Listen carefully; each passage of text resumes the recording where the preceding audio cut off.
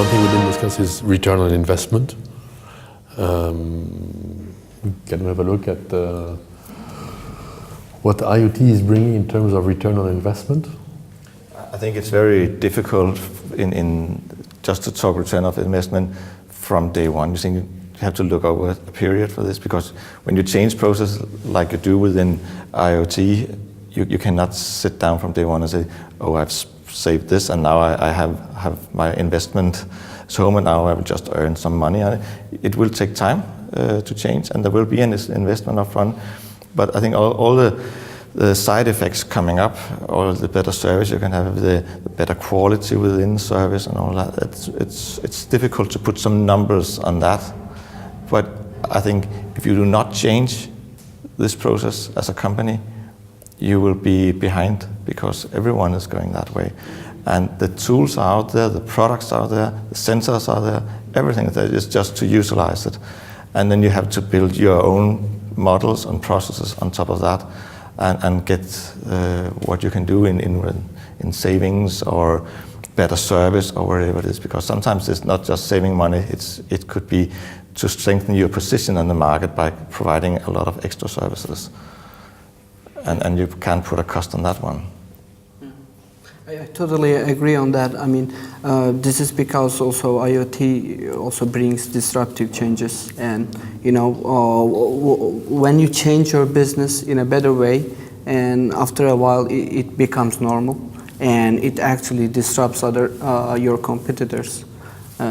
So when we're talking about return of investment, of course, I mean, just to ensure your business could be think like a return of investment in a way, though.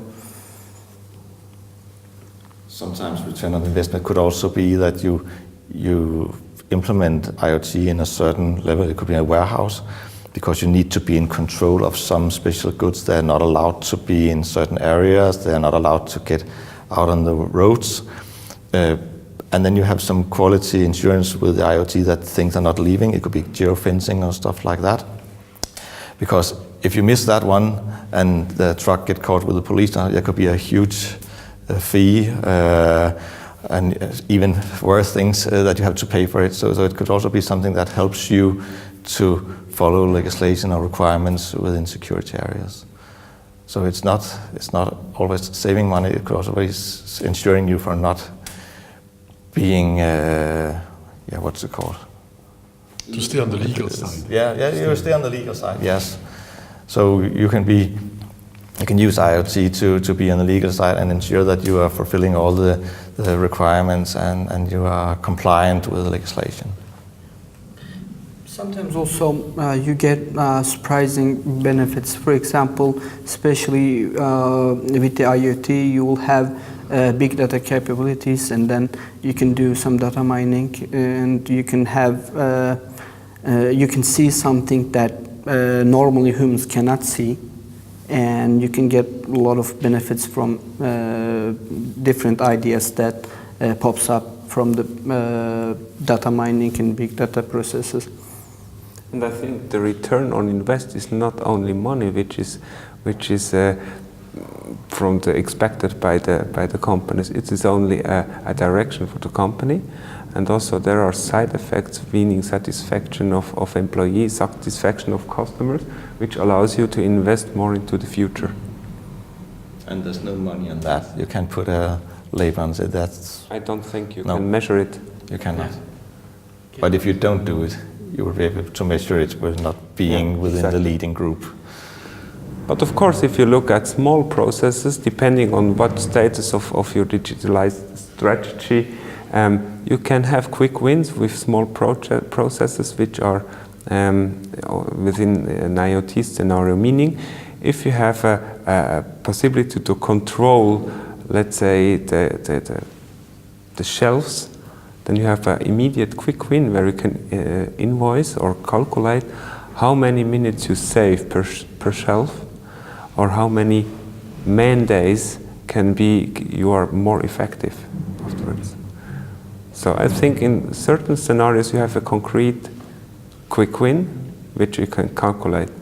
But to get up on a whole direction of IoT, there is a lot of more return which cannot be calculated in advance. Also, I think that's why it's important to become first to do any IoT changes in your business. This is because, I mean, we were talking about we're living in a fast world, and then when you when you change your businesses and then use IoT, and if you sometimes it's really important to become the first one who did it, and your competitors will only follow you. This is because now on it's only mandatory, so you have to also change the business. But the one who did it first always gets the most share actually from the market, so which then makes more return of investment in a way. And if you look at IoT in smaller projects, you will see a return of investment a lot faster.